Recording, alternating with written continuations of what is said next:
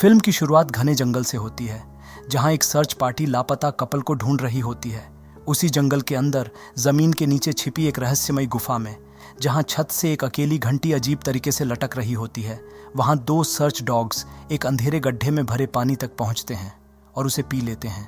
कुछ ही देर बाद उनका मालिक नोटिस करता है कि दोनों कुत्ते एक दूसरे को घूर रहे हैं, बिना पलक झपकाए। रात होते होते पिंजरे के अंदर भी वो दोनों उसी तरह एक दूसरे को घूरते रहते हैं। कई घंटों बाद जब उनका मालिक कुछ अजीब आवाज़ें सुनकर जागता है और भागकर उनके पास पहुंचता है, तो वो देखता है कि दोनों कुत्ते अब अलग नहीं थे। वो किसी डरावने तरीके से एक दूसरे से जुड़ चुके हैं, जैसे उनका शरीर ही एक हो गया हो। इसी के साथ कहानी शहर की तरफ मुड़ती है, जहां हम मिली, जो एक टीचर है, और टिम, जो एक म्यूजिशियन है, को देखते हैं, जो अपने घर में एक फेयरवेल पार्टी रखे हुए हैं, क्योंकि वो जल्द ही कहीं और शिफ्ट होने वाले हैं। पार्टी के दौरान टिम के पुराने बैंडमेट्स बताते हैं कि उन्हें एक टूर मिल गया है। ये सुनते ही टिम बिना सोचे समझे उनके साथ जुड़ने का फैसला कर लेता है, जबकि इसका मतलब ये होता है कि उसे नए घर से बार बार लंबा सफ़र करना पड़ेगा।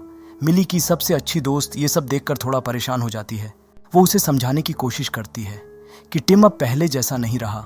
उसका करियर ख़त्म होने के बाद वो अंदर से टूट चुका है और धीरे धीरे बदल गया है। लेकिन मिली इन सब बातों को नज़रअंदाज कर देती है। उसे लगता है कि ये नई शुरुआत, ये नया घर उनके रिश्ते को फिर से मजबूत बना देगा। उसे नहीं पता था कि असली डर तो अभी शुरू हुआ है, और जो उस जंगल में जागा है वो अब उनकी ज़िंदगी में भी आने वाला है।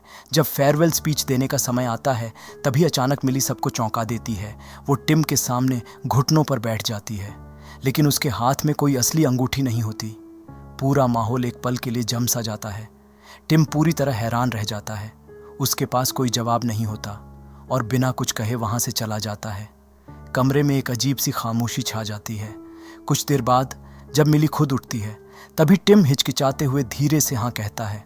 उस रात जब दोनों बिस्तर पर होते हैं, टिम उससे माफ़ी मांगता है। वो कहता है कि वो उस वक्त बस शॉक में था, इसलिए कुछ बोल नहीं पाया। लेकिन मिली अब भी नाराज़ थी। वो उससे सवाल करने लगती है, कहती है कि वो अब पहले जैसा नहीं रहा, हमेशा दूर दूर रहता है, और यहाँ तक कि वो ये भी पूछ बैठती है कि क्या वो उससे अलग होना चाहता है। मिली मानती है कि ये पहली बार है जब उसे अपने रिश्ते पर शक हुआ है। टिम उसे समझाने की कोशिश करता है, कहता है कि वो उससे प्यार करता है और उसके साथ ही रहना चाहता है। लेकिन जब मिली करीब आने की कोशिश करती है, तो टिम उसे मना कर देता है। ये बात मिली को और चुभ जाती है। फिर वो हंसते हुए एक ऐसी बात कहती है जो मजाक कम और ताना ज़्यादा लगती है। वो कहती है कि सब जानते हैं टिम को उसकी ज़रूरत ज़्यादा है, जितनी उसे टिम की नहीं, और ये भी कि उससे जलने या नाराज़ होने से वो कम नाकाम नहीं हो जाएगा। ये सुनकर टिम करवट लेकर चुप हो जाता है। तभी टिम देखता है कि उसके बिस्तर के सामने एक रोती हुई औरत बैठी है और उसके साथ एक मरा हुआ आदमी। असल में ये उसकी माँ और पिताजी होते हैं, और ये पल उसके ज़िंदगी का सबसे डरावना पल था जो उसे सताता रहता है। डर के मारे टिम तुरंत कंबल के अंदर छुप जाता है, लेकिन अचानक उसके माँ का भयानक चेहरा सामने आ जाता है, जिससे घबराकर वो अचानक उठ जाता है। मतलब ये सिर्फ उसका एक डरावना सपना था। अगले ही दिन अपने नए घर में टिम थोड़ी हिचकिचाहट के साथ मिली से पूछता है क्या उसे लगता है कि वो उससे नफरत करता है या उससे जलता है। लेकिन मिली इस बात को हल्के में ले लेती है। उसे समझ ही नहीं आता कि टिम ऐसा क्यों पूछ रहा है, तो उसे टाल देती है। जिसके बाद दोनों मिलकर घर का सामान खोलने लगते हैं। तभी टिम को एक डिब्बा मिलता है जिसमें उसके पिता के पुराने औजार रखे होते हैं।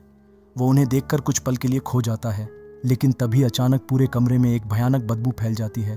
टिम उस बदबू का पीछा करते हुए ऊपर जाता है और पाता है कि वो एक लैंप से आ रही है।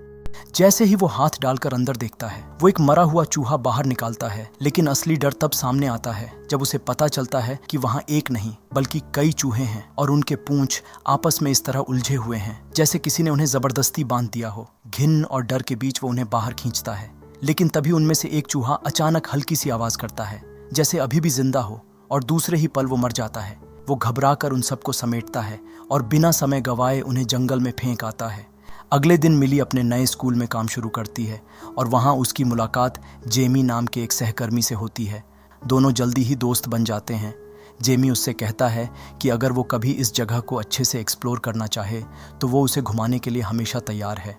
उसी शाम टिम मिली से उसे उसके गिग तक छोड़ने के लिए कहता है, लेकिन मिली उसे सिर्फ ट्रेन स्टेशन तक ही छोड़ पाती है। रात को जब वो फिर से उसके करीब आने की कोशिश करती है, तो टिम एक बार फिर उसे मना कर देता है। ये बात मिली को अंदर ही अंदर और परेशान करने लगती है, लेकिन वो कुछ नहीं कहती और सो जाती है। अगली सुबह दोनों साथ में जंगल की तरफ घूमने निकलते हैं। चलते चलते उनका रास्ता अचानक खत्म हो जाता है।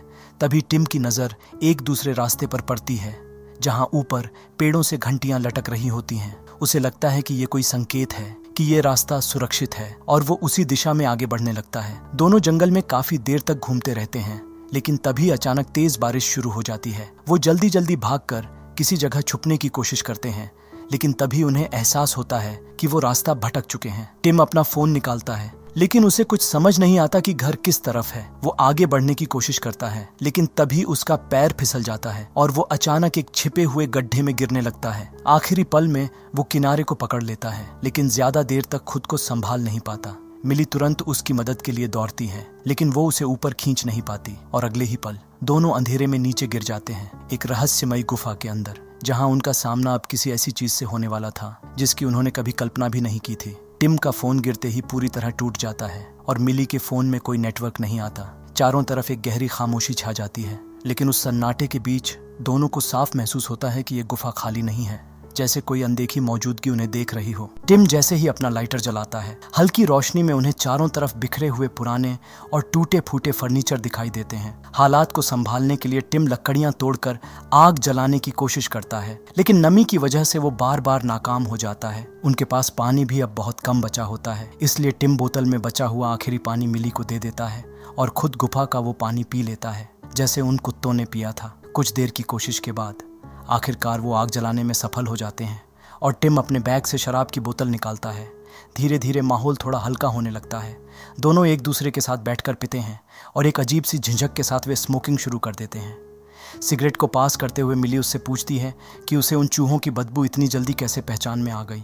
टिम कुछ पल के लिए चुप हो जाता है, फिर वो धीरे धीरे बताता है कि बचपन में उसके पिता अक्सर उसके कमरे से आने वाली एक अजीब सी बदबू की शिकायत करते थे।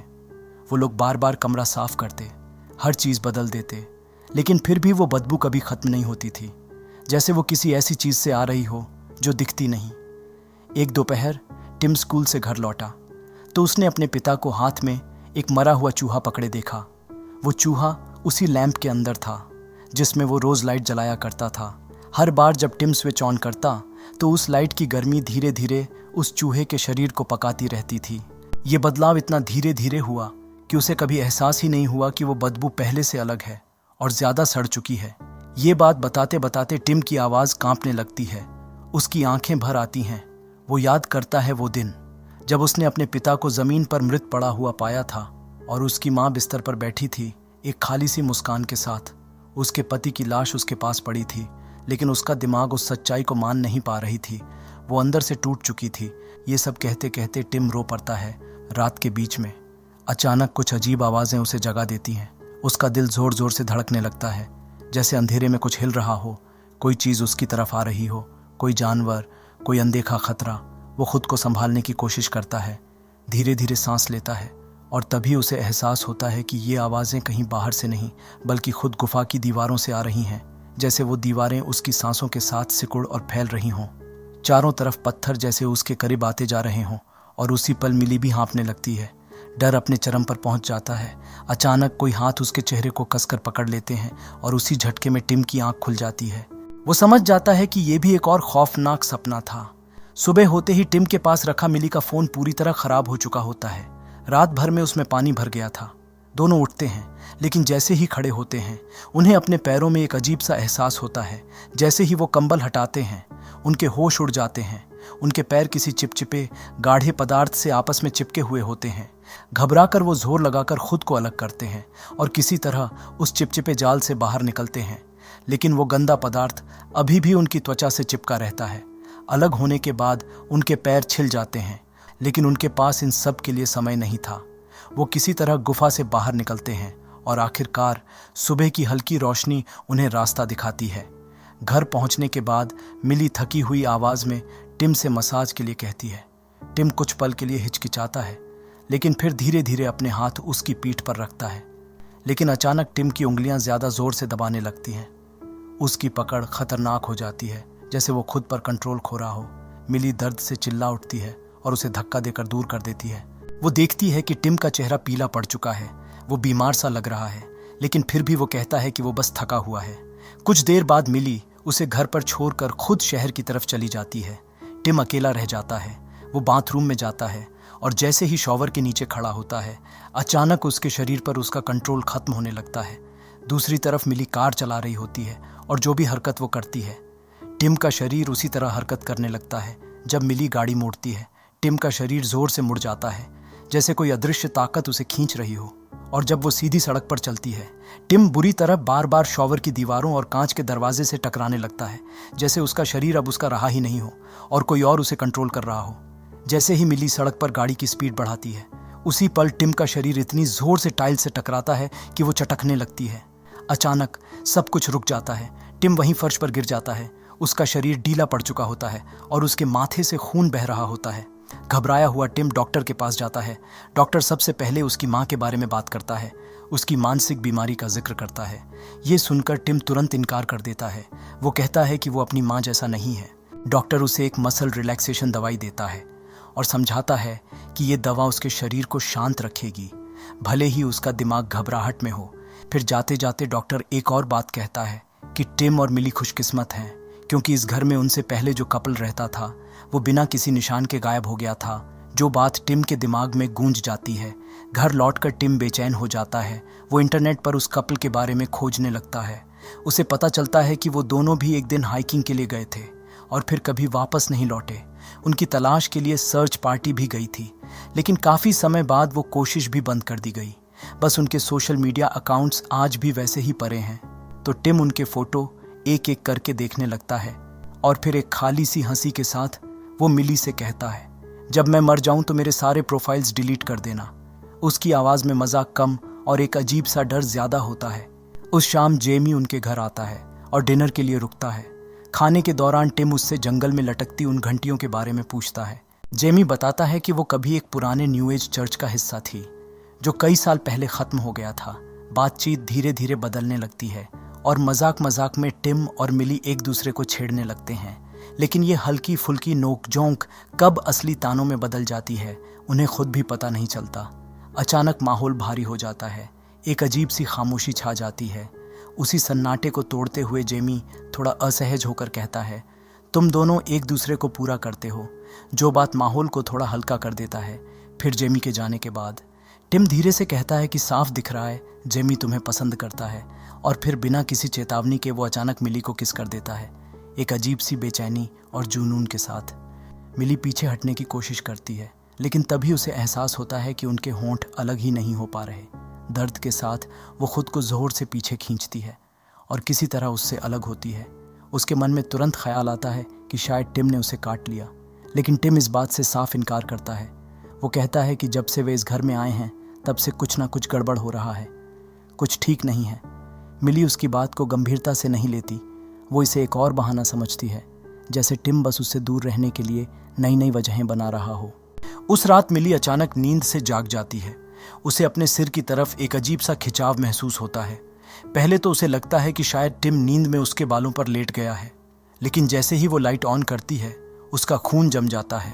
वो देखती है कि उसके बाल धीरे धीरे रेंगते हुए टिम के मुंह के अंदर जा रहे हैं। मिली डर के मारे चीख पड़ती है और तुरंत उन बालों को खींचने लगती है। खींचते हुए उसे ज़बरदस्त दर्द होता है। उसी दर्द और हलचल में टिम भी जाग जाता है। घबराकर अपने गले को पकड़ने लगता है, जैसे उसका दम घुट रहा हो। दोनों मिलकर किसी तरह उन बालों को बाहर खींचते हैं और आखिरकार वो गंदा सा गुच्छा उनके मुंह से बाहर निकलकर बिस्तर पर गिरता है और फिर बिल्कुल शांत हो जाता है, जैसे कुछ हुआ ही ना हो। सुबह होते ही टिम फिर से उल्टी जैसा महसूस करता है और उसके मुंह से और बाल निकलने लगते हैं। मिली अब पूरी तरह डर चुकी होती है। वो उसे समझाती है कि आज वो अपने गिग पर मत जाए, क्योंकि जो कुछ हो रहा है वो नॉर्मल नहीं है। लेकिन टिम उसकी बात नहीं मानता। वो कहता है कि कल रात जो हुआ वो उसका असली रूप नहीं था और वो इस बारे में और बात नहीं करना चाहता। आखिरकार मजबूरी में मिली उसे स्टेशन छोड़ने जाती है। जाने से पहले वो उसे गले लगाती है और कहती है कि आज रात वो अपने दोस्तों के साथ ही रुक जाए, ताकि उसे थोड़ा वक्त मिल सके और शायद दोनों को इस घर से थोड़ी दूरी मिल सके। लेकिन दोनों के दिल में एक ही सवाल था, क्या ये दूरी उन्हें बचा पाएगी या अब बहुत देर हो चुकी है। खैर, तो स्टेशन पर खड़े टिम के अंदर का डर हर पल बढ़ता जा रहा था। जैसे जैसे मिली उससे दूर जा रही थी, उसकी बेचैनी और तेज हो रही थी। वो जल्दी से अपनी दवा निगलता है, लेकिन इस बार दवा भी बेअसर साबित होती है। जैसे ही ट्रेन आती है, उसका शरीर जवाब दे देता है। वो एक कदम भी आगे नहीं बढ़ पाता। उसके हाथ कांपने लगते हैं और अचानक वो अपने सारे सामान वहीं छोड़कर लड़खड़ाते हुए वापस शहर की तरफ चल पड़ता है। उधर स्कूल में मिली एक बच्चे की बनाई हुई ड्राइंग देखती है जिसमें कुत्ते बने होते हैं, लेकिन उस तस्वीर को देखकर उसका दिल दहल जाता है, क्योंकि दोनों कुत्तों के चेहरे आपस में जुड़े हुए होते हैं, जैसे वो एक ही बन गए हों। क्लास खत्म होने के बाद वो बाहर जाती है और वहाँ उसे टिम दिखाई देता है। उसका चेहरा बुखार से तप रहा होता है। वो टूटा हुआ लगता है, जैसे वो अब खुद नहीं रहा। घबरा कर मिली उसे तुरंत पास के बाथरूम में ले जाती है। वहाँ टिम उसे कस कर पकड़ लेता है और धीमी आवाज़ में कहता है कि उसने उसे बहुत मिस किया, और फिर अचानक उसे किस करने लगता है। उस पल में दोनों खुद को रोक नहीं पाते, जैसे सारी दूरी, सारा गुस्सा सब खत्म हो गया हो। वो एक केबिन में चले जाते हैं और लंबे समय बाद पहली बार एक दूसरे के करीब आते हैं। लेकिन जैसे ही सब खत्म होता है, दोनों के शरीर फिर से आपस में जुड़ चुके होते हैं। वो अलग होने की कोशिश करते हैं, लेकिन हर बार असहनीय दर्द होता है। तभी बाहर से एक बच्चे की आवाज़ आती है। दोनों एकदम शांत हो जाते हैं, सांस रोक लेते हैं, कहीं कोई उन्हें देख ना ले। कुछ पल बाद वो बच्चा वहाँ से चला जाता है। मिली कांपते हुए टिम का मुंह बंद करती है, धीरे से माफ़ी मांगती है और फिर पूरी ताकत से उसे खुद से अलग कर देती है। अलग होते ही दोनों दर्द से चीख उठते हैं। अब उन्हें समझ आ चुका था, ये सिर्फ डर नहीं है, ये कुछ और है जो उन्हें ज़बरदस्ती एक बना रहा है और धीरे धीरे उन्हें ख़त्म कर रहा है। दरवाजे पर अचानक दस्तक होती है और बाहर से जेमी की आवाज़ आती है। घबराहट में टिम तुरंत टॉयलेट टैंक पर चढ़ जाता है, जबकि मिली जल्दी से फ्लश करती है और ख़ुद को संभालते हुए बाहर निकलती है। जेमी बताता है कि एक बच्चे ने अजीब आवाज़ें सुनी थीं, इसलिए वो उसे बुलाने आया। तभी उसकी नज़र मिली के पैर पर परे खून पर जाती है और वो थोड़ा असहज होकर समझता है कि शायद उसे पीरियड्स हैं, जिसे देख वो कुछ नहीं कहता। जैसे ही वो मुड़कर जाने लगता है, केबिन के अंदर से टिम का पैर नीचे लटक रहा होता है। इसके बाद घर पहुंचते ही मिली का गुस्सा बाहर आ जाता है। वो टिम पर बरस पड़ती है, उसे दोष देती है कि उसकी लापरवाही उसकी पूरी जिंदगी बर्बाद कर सकती है। टिम भी जवाब देता है, कहता है कि उसने उसे किसी चीज़ के लिए मजबूर नहीं किया, लेकिन मिली रुकती नहीं। वो चिल्लाती रहती है, कहती है कि टिम धीरे धीरे उसकी ज़िंदगी को बर्बाद कर रहा है। जब टिम उसे याद दिलाता है कि उसने उसके लिए अपनी पुरानी ज़िंदगी छोड़ दी, शहर छोड़ दिया, तो मिली और भड़क जाती है। वो कहती है कि उसकी वहाँ कोई ज़िंदगी थी ही नहीं, वो पहले से ही खाली था। अगर उसे इतना ही घुटन महसूस हो रही है तो वो उसे छोड़ दे और चला जाए। टिम धीरे से सिर हिलाता है और कहता है कि वो नहीं जा सकता, क्योंकि अब उसका दिमाग और उसका शरीर दोनों एक साथ काम ही नहीं कर रहे। टिम की बात सुनकर मिली का चेहरा पूरी तरह बदल जाता है। उसकी आंखों में अब कोई नरमी नहीं बचती। वो ठंडी आवाज़ में कहती है कि उसके साथ रहना ऐसा लगता है जैसे वो किसी ऐसे इंसान के साथ रह रही हो जो पहले ही अंदर से मर चुका है, बिल्कुल उसकी माँ की तरह। ये कहकर वो गुस्से में वहाँ से निकल जाती है। कुछ ही देर में हम मिली को जेमी के घर में देख पाते हैं। अंदर जाते ही वो टूट जाती है, रोते हुए उससे माफ़ी मांगती है। जो कुछ बाथरूम में हुआ था उसके लिए जेमी उसे शांति से अंदर ले जाता है और उसे संभालने की कोशिश करता है। दोनों चाय के साथ बैठते हैं और मिली अपने रिश्ते के बारे में खुलकर बात करती है कि कैसे सब कुछ धीरे धीरे टूट रहा है। जेमी उसे एक कहानी सुनाता है जो वो अक्सर अपने स्टूडेंट्स को बताता है। वो कहता है कि एक पुराने किस्से के अनुसार इंसान पहले अलग तरीके के हुआ करते थे। उनके 4 हाथ, 4 पैर और एक ही सिर पर 2 चेहरे होते थे। वो इतने शक्तिशाली थे कि देवताओं को उनसे डर लगने लगा, इसलिए देवताओं उन्हें 2 हिस्सों में बांट दिया ताकि वो कमज़ोर हो जाएं। और तब से हर इंसान अपनी अधूरी आधी तलाश में भटक रहा है, अपने उस हिस्से को ढूंढने के लिए जो उससे छीन लिया गया। कुछ पल की खामोशी के बाद जेमी धीरे से एक सच बताता है कि उसकी भी कभी एक पत्नी थी, लेकिन उसने उसे छोड़ दिया और आज तक उसे उस फैसले का पछतावा है। जैसे ही वो ये सब कह रहा होता है, मिली की नज़र खिड़की की तरफ जाती है और वहाँ उसे टिम खड़ा दिखाई देता है, चुपचाप, बस उसे देखते हुए। वो घबरा जाती है और जल्दी से बहाना बनाकर वहाँ से निकल जाती है। बाहर सड़क पर टिम उसे पकड़ लेता है, उसका हाथ थाम लेता है और धीरे से माफ़ी मांगता है। उस रात टिम अकेला बैठा अपने फ़ोन को देख रहा होता है। उसकी स्क्रीन पर उसके बैंड के ढेर सारे मैसेज होते हैं जिनका उसने कोई जवाब नहीं दिया। वो बस उन्हें देखता रहता है, लेकिन जवाब देने की हिम्मत उसमें नहीं होती, जैसे वो हर चीज़ से भाग रहा हो और खुद से भी। लेकिन जवाब देने के बजाय टिम का ध्यान बार बार उसी आखिरी फोटो पर जाकर रुक जाता है जो उस लापता कपल ने पोस्ट की थी। वो तस्वीर उनके हाइक के दौरान ली गई थी। टिम जैसे ही उस फोटो की लोकेशन खोलता है उसका दिल बैठ जाता है। जो कोऑर्डिनेट्स सामने आते हैं वो बिल्कुल उसी गुफा से मैच करते हैं जहां वो और मिली गिरे थे। वो घबराकर फोटो को झूम करके देखने की कोशिश करता है, शायद कोई सुराग मिल जाए, लेकिन अचानक स्क्रीन गड़बड़ाने लगती है और इंटरनेट कट हो जाता है। उसी पल एक जोरदार धमाका दरवाजे को हिला देता है और टिम अपनी कुर्सी से गिर पड़ता है। जब वो ऊपर देखता है तो उसका खून जम जाता है। दरवाजे के कांच पर मिली का शरीर चिपका हुआ होता है। उसका खून पूरे शीशे पर फैल रहा होता है। उसका चेहरा खून से लथपथ और उसका शरीर अजीब तरह से झटके खा रहा होता है, जैसे वो किसी भी तरह अंदर घुसने की कोशिश कर रही हो।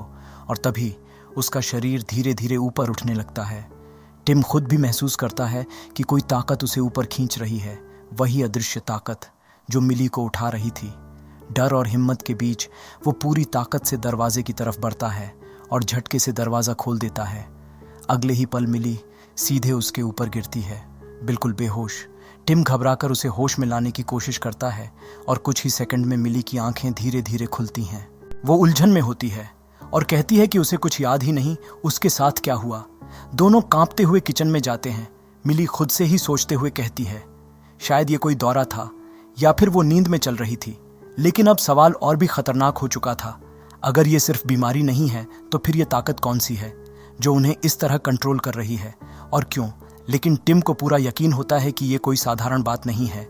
वो कहता है कि उस गुफा में कुछ हुआ था, कुछ ऐसा जिसने उसे बदल दिया, और अब वही चीज़ मिली में भी फैल रही है। उसे डर सताने लगता है कि कहीं वो दोनों भी उसी तरह गायब ना हो जाएं, जैसे इस घर के पहले मालिक हो गए थे। टिम एक अजीब सा सुझाव देता है। वो कहता है कि उन्हें एक एक्सपेरिमेंट करना चाहिए। दोनों अपने हाथ मिलाकर देखें कि उनके शरीर कैसे रिएक्ट करते हैं। लेकिन मिली इस बात से और भड़क जाती है। वो मना कर देती है और गुस्से में दरवाजे की तरफ बढ़ती है। तभी वो अचानक रुक जाती है। टिम धीमी आवाज में कहता है कि वो इसलिए रुकी है क्योंकि उसका शरीर उसे जाने नहीं दे रहा। वो समझाने की कोशिश करता है कि ये किसी खिंचाव जैसा है, कुछ ऐसा जो उनके अंदर एक दूसरे पर छाप छोड़ चुका है। टिम कहता है कि उसे जवाब चाहिए और उसके लिए उसे फिर से उसी गुफा में जाना होगा। लेकिन मिली उसे याद दिलाती है कि वीकेंड पर उसके पेरेंट्स आने वाले हैं और वो इस सब में नहीं पड़ना चाहती। इतना कहकर वो चली जाती है, बिना ये देखे कि उसके शरीर से गिरा हुआ खून धीरे धीरे टेबल की लकड़ी में समाता जा रहा है। उस रात दोनों अलग अलग बिस्तरों पर सोते हैं। कुछ घंटों बाद टिम अचानक डर के मारे जाग जाता है। उसे महसूस होता है कि कोई अदृश्य ताकत उसके शरीर को फर्श पर घसीट रही है। वो पूरी ताकत से ज़मीन पकड़ने की कोशिश करता है, खुद को रोकने की कोशिश करता है और किसी तरह दीवार को पकड़कर खुद को छुड़ा लेता है। तभी एक और दरवाज़ा ज़ोर ज़ोर से हिलने लगता है और अचानक खुल जाता है। टिम की नज़र जैसे ही सामने पड़ती है उसकी रूह कांप उठती है। मिली का शरीर अजीब तरीके से पीछे की ओर मुड़ रहा होता है और एक भयानक तरीके से टिम की तरफ आने लगती है।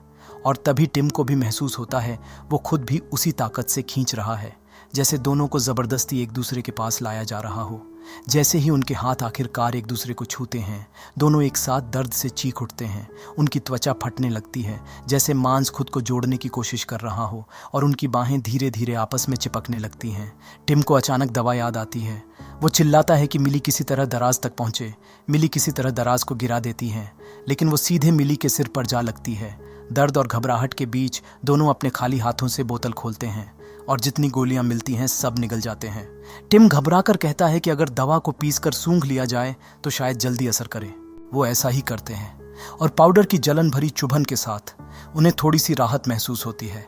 इसके बाद वो अपने पैरों को आपस में टिका देते हैं और पूरी ताकत से एक दूसरे को धक्का देते हैं। दर्द असहनीय होता है, जैसे शरीर फट रहा हो, लेकिन धीरे धीरे उनकी बाहें अलग होने लगती हैं।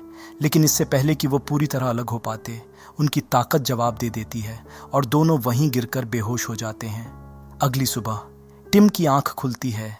वो खुद को एक कुर्सी से बंधा हुआ पाता है। मिली ने उसे टेप से कसकर बांध रखा होता है। उनकी बाहें अभी भी जुड़ी हुई होती हैं और फिर हिम्मत जुटाने के लिए व्हिस्की की बोतल उठाकर एक एक घूंट लेते हैं। मिली किसी तरह एक बज़ सॉ ढूंढ लेती है, लेकिन जैसे ही वो उसे ऑन करती है, शुरुआत में उसका कंट्रोल बिगड़ जाता है, लेकिन कुछ ही पल में वो खुद को संभाल लेती है। डर और घबराहट के बीच कांपते हुए वो उस जुड़े हुए मांस को काटना शुरू करती है। जैसे ही ब्लेड अंदर जाती है, पूरे घर में दर्द भरी चीखें गूंजने लगती हैं। लेकिन आखिरकार काफी संघर्ष के बाद उनके हाथ अलग हो जाते हैं। दोनों बुरी तरह थक कर वहीं गिर पड़ते हैं। तभी उनकी नज़र उस दवा पर पड़ती है जो अब लगभग खत्म होने वाली होती है, जिसे देख उन्हें समझ आ जाता है कि अब हॉस्पिटल जाना बहुत ज़रूरी है। लेकिन तभी मिली को याद आता है कि वो अपनी कार कीज़ जेमी के घर पर ही भूल आई है। मजबूरी में उसे वापस वहीं जाना पड़ता है। जेमी के घर पहुंचकर मिली नोटिस करती है कि दरवाजे की घंटी पर वही अजीब सिंबल बना हुआ है जो उसने जंगल में देखा था। लेकिन वो इसे इग्नोर कर डोरबेल बजाती है। लेकिन जब अंदर से कोई जवाब नहीं मिलता तो वो ज़बरदस्ती अंदर घुस जाती है और चाबियां ढूंढने लगती है। तभी उसका ध्यान एक पुराने टीवी से आ रही फ्लिकरिंग आवाज़ पर जाता है। वो धीरे धीरे उसके पास जाती है और जो वो देखती है उसे देखकर सन्न रह जाती है। टीवी पर जेमी के वेडिंग की फुटेज चल रही होती है, जहां उसने एक अजीब से सनकेन न्यू एज चर्च में शादी की थी। उस वीडियो में प्रीस्ट के पीछे एक बेहद डरावनी पेंटिंग लगी होती है जिसमें दो इंसान आपस में जुड़े हुए दिखाई देते हैं। ये नज़ारा खुद में ही काफ़ी अनसेटलिंग था, लेकिन असली खौफ तो अभी बाकी था। जैसे जैसे वीडियो आगे बढ़ता है सच्चाई सामने आने लगती है। प्रीस्ट और बाकी लोग जेमी और उसके हस्बैंड को पकड़कर एक गुफा के अंदर बने गहरे गड्ढे की तरफ ले जाते हैं और फिर जानबूझकर उन्हें उसमें बंद कर देते हैं। ये सब कोई एक्सीडेंट नहीं था, बल्कि एक प्लान था। और यहीं पर यह साफ हो जाता है कि ये लोग एक खतरनाक कल्ट का हिस्सा हैं। तभी अचानक मिली के पीछे जेमी आ खड़ा होता है। उसने अपने कल्ट के कपड़े पहने हुए थे। जेमी एक अजीब सी मुस्कान के साथ कहता है कि अब मिली और टिम को भी वही रास्ता अपनाना चाहिए। उसके हिसाब से यही अल्टीमेट इंटीमेसी है, दो लोगों का एक हो जाना। इतना कहकर वो मिली का हाथ पकड़ता है और अपनी रिंग से उसकी स्किन को हल्का सा काट देता है। ये देख मिली घबरा जाती है और उसे पंच मारकर वहां से भागने लगती है। लेकिन उस एक वार का असर कुछ और ही होता है। जेमी का चेहरा बीच से फट जाता है और अंदर से दो अलग अलग चेहरे नजर आने लगते हैं। फिर भी वो उस रिचुअल की तारीफ करता रहता है, जैसे उसे दर्द का कोई एहसास ही नहीं हो रहा हो। लेकिन मिली उसकी एक नहीं सुनती। उसे बस किसी भी हाल में वहां से निकलना होता है। दूसरी तरफ टिम एक फ्लैशलाइट और रोप लेकर वापस उसी केव की तरफ जा रहा होता है। जैसे जैसे वो अंदर बढ़ता है उसे महसूस होता है कि ज़मीन बहुत ही चिपचिपी है। और तभी उसकी नज़र दीवारों पर पड़ती है, जहाँ वही डरावनी पेंटिंग बनी होती है जो चर्च में थी, दो इंसानों का जुड़ा हुआ भयानक रूप। तभी अचानक अंधेरे में से एक हाथ निकलता है और टिम को पकड़कर ज़मीन पर गिरा देता है, जिससे उसका जैकेट उस चिपचिपे फर्श में चिपक जाता है। और फिर धीरे धीरे दीवार के अंदर से एक भयानक क्रीचर बाहर निकलता है। वो भी दो लोगों का फ्यूजन था, लेकिन बेहद डरावना और अधूरा। साफ था कि यह रिचुअल का एक फेल्ड अटेम्प्ट था, जो अल्टीमेट यूनिटी देने के बजाय एक डरावना श्राप बन गया था। जैसे ही वो मॉन्स्टर टिम के करीब आने लगता है, टिम किसी तरह अपना जैकेट छुड़ाकर फ्लैशलाइट उसकी आंखों पर डाल देता है, जिससे वो कुछ देर के लिए रुक जाता है। वो क्रिएचर जैसे चुपचाप कुछ कहना चाहता हो, लेकिन टिम का ध्यान उसके गले में फंसे एक नाइफ पर जाता है। वो तुरंत उसे खींचकर बाहर निकालता है और उसके फिंगर्स काट देता है, जिससे उसे भागने का एक छोटा सा मौका मिल जाता है। उसी मौके का फायदा उठाकर टिम वहां से जान बचाकर भाग निकलता है। घर वापस आते ही टिम और मिली लगभग एक ही समय पर पहुंचते हैं। दोनों के बीच एक अजीब सा डर बैठ चुका होता है, इसलिए वे एक दूसरे से दूरी बनाए रखते हैं। लेकिन तभी वो अदृश्य ताकत फिर से एक्टिव हो जाती है। अचानक उनके शरीर जबरदस्ती एक दूसरे की तरफ खींचने लगते हैं। इस मजबूरी से बचने के लिए दोनों पास पड़े फर्नीचर और चीज़ों को पकड़कर खुद को रोकने की कोशिश करते हैं। तभी टिम को अचानक कुछ समझ आता है। वो धीरे धीरे अपनी पकड़ छोड़ देता है और मिली की तरफ बढ़ने लगता है। उसे देख मिली भी अपना सहारा छोड़ देती है। टिम उसके सामने घुटनों पर बैठ जाता है और अपने हाथ से एक इमेजिनरी रिंग पेश करता है, जैसे मिली ने उस पार्टी में किया था। मिली कमज़ोर होकर टिम की बाहों में गिर जाती है। टिम उसे कसकर पकड़ लेता है। कुछ ही पलों बाद मिली की आंख खुलती है। वो खुद को घर के अंदर सुरक्षित पाती है, लेकिन जैसे ही वो नीचे देखती है तो चौंक जाती है। टिम ने अपने और उसके हाथों को आपस में जोड़ दिया था। इसके बाद टिम उसका पसंदीदा म्यूजिक चलाता है। जैसे ही वो एक दूसरे के करीब आते हैं, उनका फ्यूजन फिर से शुरू हो जाता है, इस बार और भी ज़्यादा दर्दनाक और डरावना। लेकिन ये प्रोसेस काम कर रहा होता है। दोनों एक होते जा रहे होते हैं। तभी इंटरनेट वापस आ जाता है और टिम सोशल मीडिया पर अपनी आखिरी अपलोड की हुई फ़ोटो देखता है। वो फ़ोटो उसी नए घर की होती है जहां ये सब शुरू हुआ था। कुछ दिनों बाद वीकेंड पर मिली के पेरेंट्स वहां पहुंचते हैं। वो बाहर खड़े होकर डोरबेल बजाते हैं और जैसे ही दरवाज़ा खुलता है, सामने जो खड़ा होता है उसे देख कोई भी सन्न रह जाए। वो टिम और मिली का एक परफेक्ट फ्यूजन होता है। अब वो अलग अलग नहीं बल्कि एक ही शरीर में पूरी तरह से जुड़ चुके होते हैं, हमेशा के लिए, साथ और कंप्लीट, जिसके साथ ही ये आखिरी सीन भी यहीं कट हो जाती है। दोस्तों, अगर आपको ये एक्सप्लेनेशन अच्छी लगी हो तो इसे लाइक कर देना और अभी तक सब्सक्राइब नहीं किए हो तो सब्सक्राइब भी कर देना। इसी के साथ ये मूवी यहीं समाप्त हो जाती है। तो चलिए मिलते हैं दूसरी मूवी एक्सप्लेनेशन में, जहां डर का बसेरा हो।